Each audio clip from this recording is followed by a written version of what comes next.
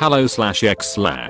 What caused you to believe in the paranormal? Any good or spooky stories? This may be a bit underwhelming, but here goes. Once when I was about 12 or 13, I walked home from school and into my house. Now, the front door is right in front of the hall that leads to all the bedrooms, and in the middle of the hall I saw this weird pair of flashes, like in an old projector movie when there's white flickering stuff. It was real quick but super noticeable. They didn't give off any light, and they were two distinct globs. They were roughly egg-shaped and not uniform in color, but definitely white. Pardon the vagueness, it was a few years back and a very brief encounter. Now, what actually convinced me that it wasn't just my eyes play tricks was my mom. She was sitting in the living room off to the left, and I said wow or something like that. Before she said anything else, my mom asked, "Did you see those things?" Weirdest shit. She had seen the exact same thing maybe an hour or two beforehand. I was sleeping and woke up with my hands straight up in the air. I think moving my hands woke me up.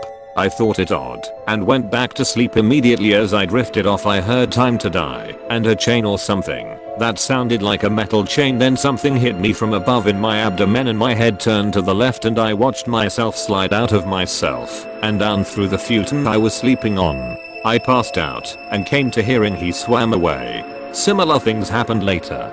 Sometimes I would be sent to a place to fight others and fight my way out. Other times I would be cast into a prison and escape it, leaving presents like bees or scorpions. At a point I realized that I wasn't exactly normal. Then I recalled lots of odd flashes I had gotten earlier in life I always shrugged off. Then these things happened more. It's like a phone call, but I see their faces. Always some tard bragging about some meaningless thing or even a threat. I ignored them since I was a kid, so often there is actually a rumor I was brain dead. Many of them are in hiding now. I lead a revolt. See, the afterlife isn't what people think it is.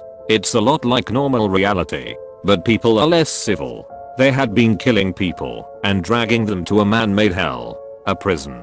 Your body would walk around, but your soul trapped in one of these places. Sometimes they make people fight against their will in front of spectators. I have a few specialties. I don't tell people why or how most of the time. My body makes a new soul which only some people can do. The old ones can merge back. Soulless corpses line cities in America now. My revolt freed many. They rebelled against the status quo. Drove some people LARPing as royalty off farther north. A royal family in America, right? Go fuck yourselves. I'm not staying in a fucking underground cave, system. I'm still alive. And I'm technically someone with speaking roles. Yes, plural. I have 2 roles. 2 titles. I think you might be an actual autistic schizo. Here's a little story from way back in the day. My grandma passed away when I was like 6 or 7. I can't remember for sure. She was a very kind, loving woman. In her final days, she was slowly getting delusional.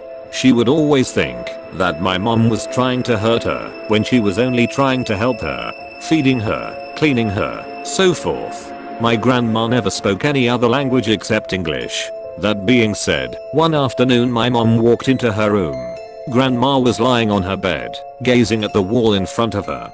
She was speaking to what seemed herself in fluent Spanish. My mom never spoke Spanish, but she could obviously tell what language it was. A couple minutes had passed when finally my grandma looked over to my mom and said, "Huh, wouldn't you know it, my angel is Hispanic. Her name is Henrita." Grandma passed away the next day. Nothing too thrilling, but definitely enough worth mentioning. I spent some time in a Transylvania University, lol, women's dorm, which was supposed to be stupid haunted.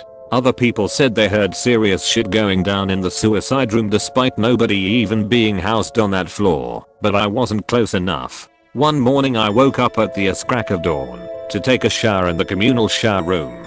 I was completely alone, but I felt very distinctly like I was being watched. I whispered that if anyone was listening, they could knock once for yes, or twice for no. A single distinct but muffled knock followed, sounding like it was coming from inside the wall. I asked a series of questions, and the knocking sounds were only audible after I asked them. Being a teenager at the time, my final question was, "So, do you like what you see?" I was naked. It knocked once. Nice. Fuck it, I'll give this a shot, though I doubt you fags will read it, and it'll go to page 10 without even a you.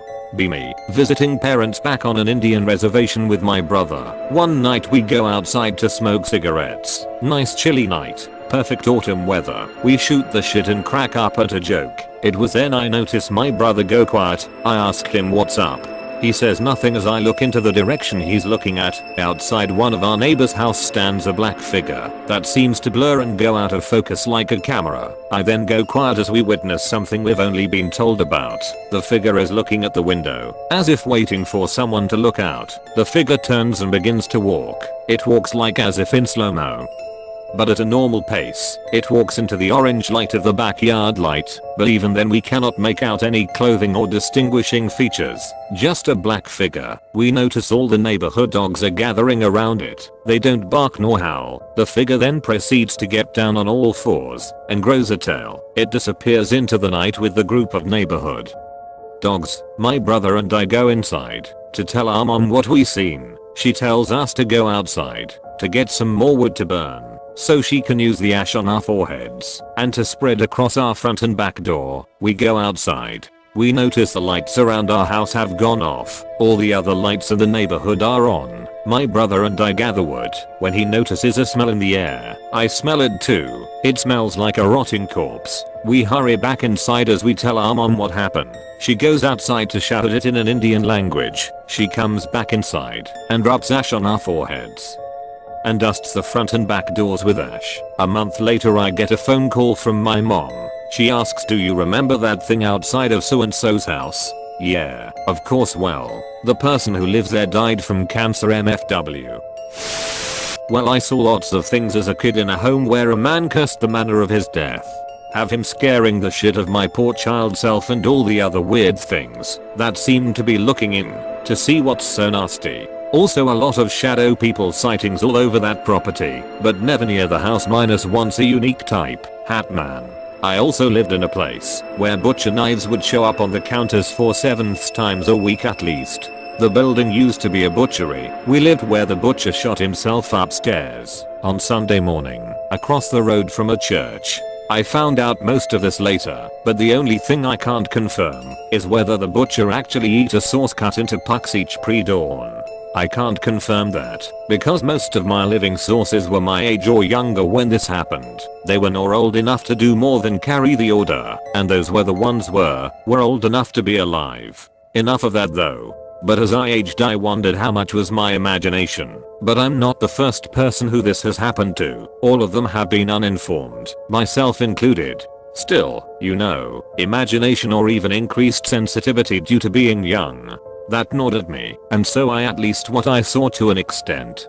But I still felt things like presences for quite a long time until nothing, except hints or just a vague sensations in manner. That isn't an omen, but I've had those to relating to this. Anyway, but then I saw one. A shadow person. A big one. He was in my bathroom, leaned over so he could see in the door. He seemed to be twice as tall as. But you know what? I was tired from it being essay season in college and just wanted to start another. So I bitched that giant out of the way because I had things to do and wasn't in the mood for any random scares. Even when I shower tomorrow morning, or I turn on that light and leave it on, it held its end of bargain.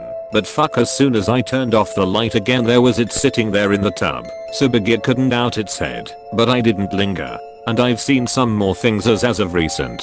A man died in my building recently. He's not sticking around, but now I've seen a couple things here now where before it was bland and quiet. Sleep paralysis experiences. When I was younger, I know now the scientific reason behind sleep paralysis, but it still doesn't 100% convince me that what I experienced didn't have at least some semblance of paranormal activity tied to it, and it wasn't just my scary shadow demons on my chest. I had an experience where I encountered an entity, got to know him, including his age, name, religion, and picked up on his physical appearance over 2 nights. Curly blonde hair and blue eyes. Few days later I meet someone that matches all the credentials of the entity I'd met a few nights before, from appearance to name to age to religion, all exact. I didn't make the connection at first, but after a year of being strangely attached to this person after never having even talked to them, I made the connection. I have never been so strangely attached to a person before for no reason, and I never ended up communicating with them on any level. Of course coincidences are possible, but this experience was just too specific for me to discount. I think now that sleep paralysis opens your mind up to shit that doesn't exist on this plane. There has to be something else to it. I have a few other sleep paralysis stories like this.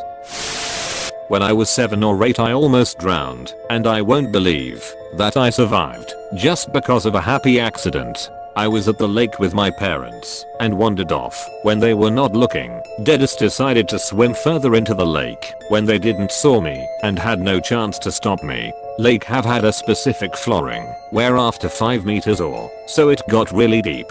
I wasn't the best at swimming, and when I tried to take a break I suddenly lost contact with the bottom. And then I felt a tug on my leg. At first I panicked and thought it was some kind of a plant and somehow I tangled my leg in it, but then it tugged again, and I went underwater. Lake was really muddy and well, pretty much wild, not the one you are supposed to swim in. From that point on I didn't saw anything, and wasn't able to swim up, and all I remembered from that was lots of bubbles and water slowly getting darker. I woke up later on the side of the lake. My left leg had something like deep claw wounds and it stenched horribly.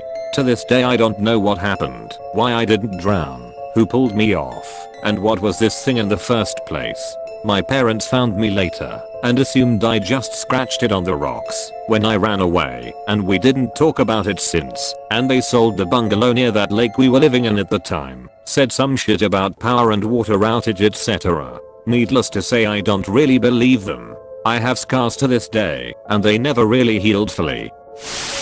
Simulation ended. Have a nice day.